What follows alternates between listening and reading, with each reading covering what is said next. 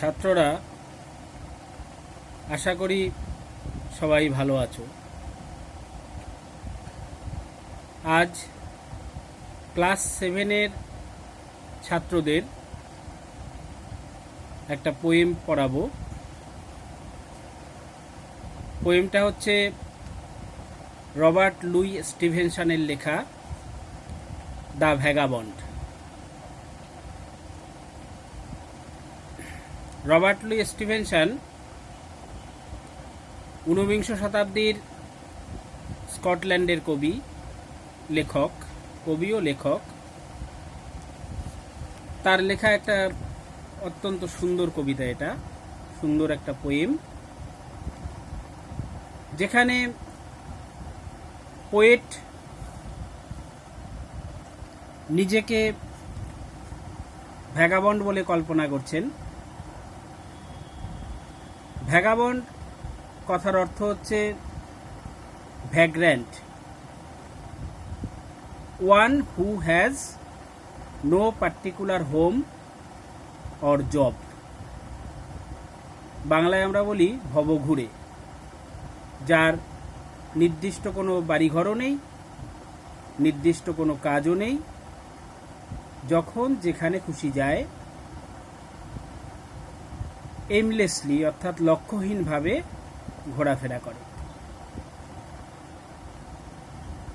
তার জীবনটা কিন্তু প্রকৃতই স্বাধীন। কবি সেই জীবনের প্রতি আকৃষ্ট,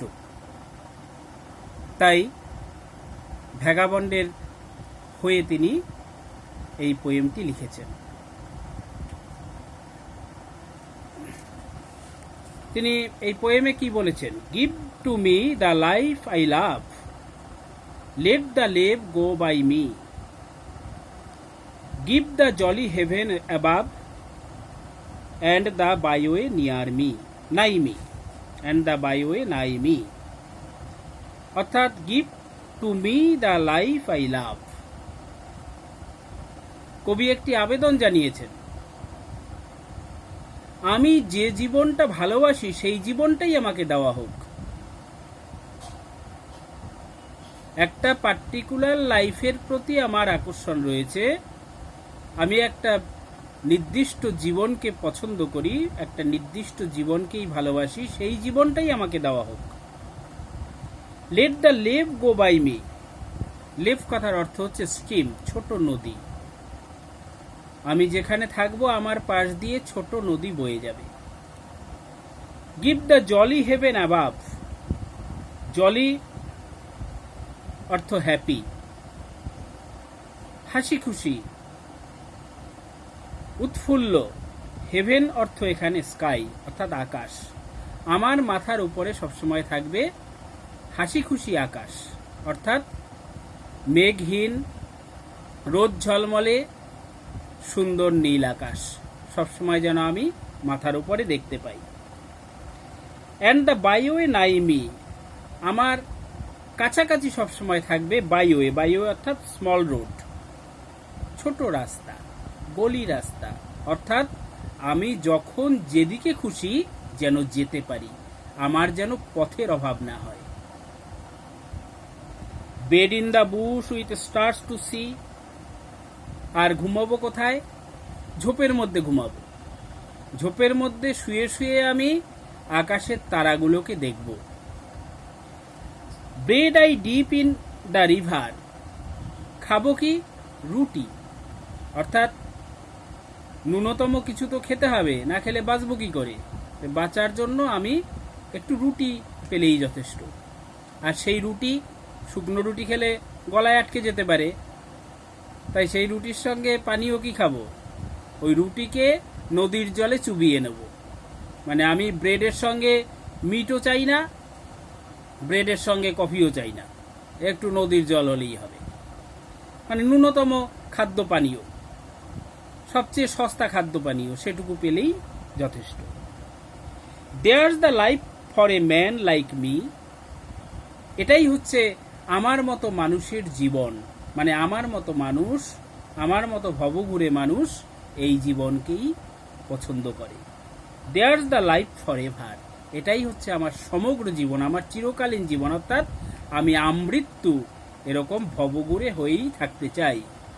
তাহলে ফার্স্ট স্ট্যাঞ্জায় আমরা কি দেখলাম? কবি এমন একটা জীবন চাইছেন যে জীবনটি হবে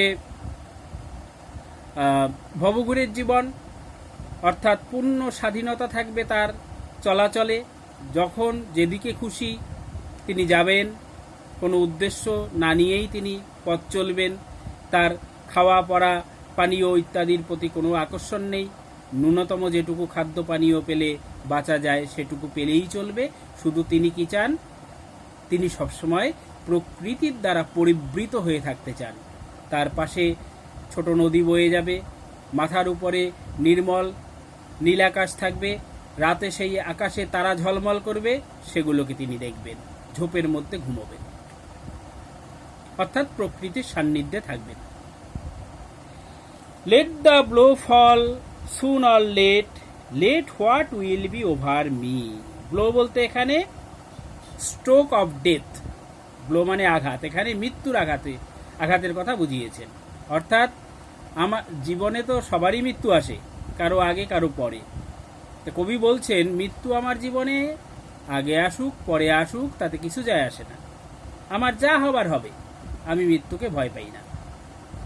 give the face of earth around and the road before me.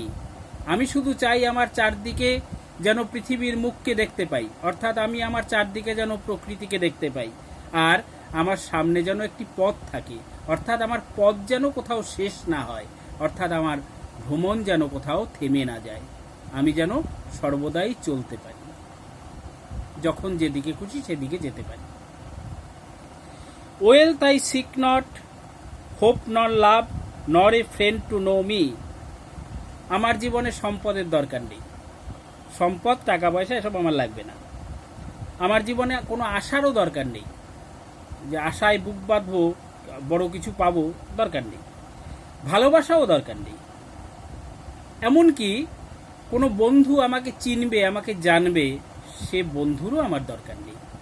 অর্থাৎ কবি চাইছেন পরিপূর্ণ নির্মোহ জীবন, সব রকম বন্ধন থেকে মুক্ত জীবন। এই যে সম্পদ,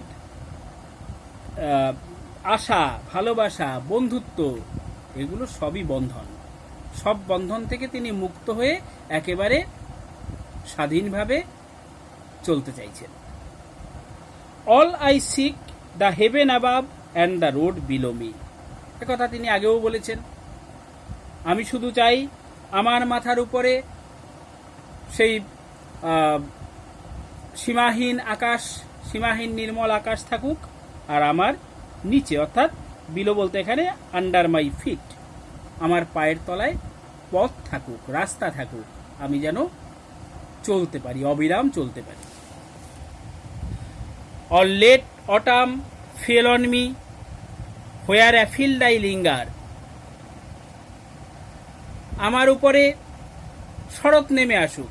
এখানে তোমাদের ভাবতে হবে, শরৎ বলতে আমাদের দেশের শরৎ নয়, কিন্তু স্কটল্যান্ডের শরৎ, এবং সেটা এখনকার শরৎ নয়।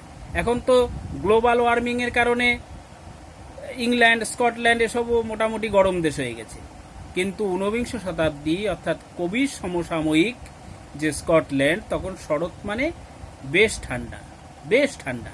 বলছে সেই শরতের ঠান্ডা, শরতের শীতলতা, শরতের ঠান্ডার কামড় আমার উপরে নেমে আসুক। আমি কোথায় থাকবো তখন? Where afield I linger, আমি কোনো মাঠে কিছু সময় কাটাবো। অ্যাফিল্ড বলতে ইন দ্য ফিল্ড, আর লিঙ্গার বলতে স্পেন্ড সাম টাইম, আমি মাঠে কিছু সময় কাটাবো। শরতের আক্রমণ থেকে বাঁচার জন্য কোনো ছাদের নিচে যাব না, বা কোথাও গিয়ে আরামের জায়গা খুঁজব না। Silencing the bird on tree, যে শরতের শৈত্য, শরতের ঠান্ডা হাওয়া গাছের উপরে পাখিদের নিস্তব্ধ করে দেয়, পাখিরা গান গাইতে ভুলে যায় ঠান্ডায়। বাইটিং দ্য ব্লু ফিঙ্গার, ঠান্ডার সময় স্নোফল হয়, এবং ফ্রস্ট বাইট বলে একটা কথা আছে, তুষার এমনভাবে পতিত হয়, যার গায়ে লাগে খুব কষ্ট হয়, সেই কষ্টটাকেই, সেই যন্ত্রণাটাকেই বলা হয় ফ্রস্ট বাইটের যন্ত্রণা। এবং তাতে শরীরের যে যে অংশে তুষারপাত হয় সে অংশগুলো নীল হয়ে যায়। তা আমার শরতের তুষারপাতে আঙুল নীল হয়ে যাবে, সেই নীল আঙুলের উপরে শরতের কনকনে হাওয়া, শরতের তুষারপাত আবার আঘাত করবে, করুক, তাও আমি মাঠেই থাকবো, কোনো ছাদের নিচে যাব না। White as meal the frosty field, তুষারে আবৃত মাঠঘাটগুলো কেমন দেখাবে? সাদা ধবধবে। মিল, মিল বলতে ব্রেকফাস্টে যে দানাশস্যের খাবার খাওয়া হয়, খোসা ছাড়ানো দানাশস্য, অর্থাৎ খোসা ছাড়ানো ধান মানে চাল, খোসা ছাড়ানো গম, বার্লি, খোসা ছাড়ানো ভুট্টা ইত্যাদি গুঁড়ো করে তার সঙ্গে, সেই গুঁড়োর সঙ্গে দুধ মিশিয়ে যে ব্রেকফাস্টের খাবারটা তৈরি হয় সেটার নাম হচ্ছে মিল। ধবধবে সাদা, সেই ধবধবে সাদা মিলের থালার মতো মনে হবে মাঠঘাট, যে মাঠঘাট তুষারে আবৃত হয়ে আছে। Warm the fireside haven, haven বলতে সেফ প্লেস, কোনো নিরাপদ জায়গা। সেই ঠান্ডার দিনে মানুষ কি করে? কোথাও আগুন জ্বালায়, সেই ফায়ার প্লেসের কাছে মানুষ বসে থাকে আরাম পাওয়ার জন্য। কবি বলছেন যে আমি ওই আরাম চাই না, আমি আরাম চাই না, আমি মাঠঘাটেই থাকবো। Not to autumn will I yield, not to winter even, yield বলতে সারেন্ডার, অর্থাৎ আত্মসমর্পণ করা। শরতের ওই ঠান্ডায় আমি যদি কোনো ছাদের নিচে যাই, তার মানে কি? আমি শরতের ঠান্ডার কাছে আত্মসমর্পণ করছি, হার স্বীকার করছি। কবি বলছেন শরৎ তো দূরের কথা, শরতের পরে যে শীত আসবে সে আরো মারাত্মক, তার ঠান্ডা আরো মারাত্মক, আরো ভয়ঙ্কর, তাকেও আমি ভয় পাবো না। শরৎকে তো ভয় পাবোই না, শরতের কাছে আত্মসমর্পণ তো করবোই না, শরতের পরে যে শীতকাল আসবে আরো ভয়ঙ্কর সময়, তার কাছেও আমি আত্মসমর্পণ করব না। Let the blow fall soon or late, এ কথাটা আগেও বলা হয়েছে। আমার উপরে মৃত্যুর আঘাত আগে আসুক পরে আসুক আমার কিছু যায় আসে না। Let what will be over be, আমার যা হবে হবে, আমি কোনো অবস্থাকে ভয় পাই না। Give the face of earth around and the road before me, আমি শুধু আমার চারপাশে পৃথিবীর মুখ দেখতে চাই, প্রকৃতির মুখ দেখতে চাই, আর আমার পায়ের নিচে রাস্তা চাই, আমি যেন চলতে পারি। আমি ভবঘুরে, আমি যখন যেখানে খুশি যাব, যেদিকে খুশি যাব, সেই পথ যেন শেষ না হয়। Wealth I not seek, wealth I ask not, hope not love not a friend to know me, এ কথা আগেও বলা হয়েছে। আমার জীবনে সম্পদের দরকার নেই, আমার জীবনে আশা দরকার নেই, ভালোবাসা দরকার নেই, কোনো বন্ধু দরকার নেই, কারণ এই কোনো বন্ধন আমি পছন্দ করি না। পুরোপুরি বন্ধন মুক্ত হতে পারলে তবেই তো সত্যিকারের ভবঘুরে হওয়া যাবে। All I ask the haven above and the road below me, আমি শুধু দুটো জিনিস চাই, আমার মাথার উপরে বিস্তৃত আকাশ, সীমাহীন আকাশ, আর আমার পায়ের নিচে রাস্তা, যখন যেদিকে খুশি যেখানে খুশি যেন যেতে পারি। এই হচ্ছে আমার ভবঘুরের জীবন। ঠিক আছে, আমার জীবনে সম্পদ দরকার নেই, আমার জীবনে বিলাসিতা দরকার নেই, আমার জীবনে আরাম দরকার নেই, আমার জীবনে নিরাপত্তা দরকার নেই, আমার জীবনে আশা দরকার নেই, ভালোবাসা দরকার নেই, বন্ধুত্ব দরকার নেই। আমি চাই মুক্ত জীবন, সব রকম বন্ধন থেকে মুক্ত যে জীবন, অর্থাৎ যে জীবনে থাকবে অবারিত স্বাধীনতা, সীমাহীন স্বাধীনতা।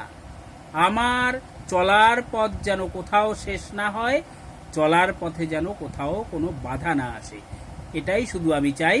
আর বেঁচে থাকার জন্য ন্যূনতম যেটুকু খাদ্য পানীয় দরকার সেটুকু পেলেই যথেষ্ট। ঠিক আছে, তাহলে পোয়েমটা পুরো পড়বে, পড়ার পরে তোমরা কোশ্চেন অ্যান্সার করবে।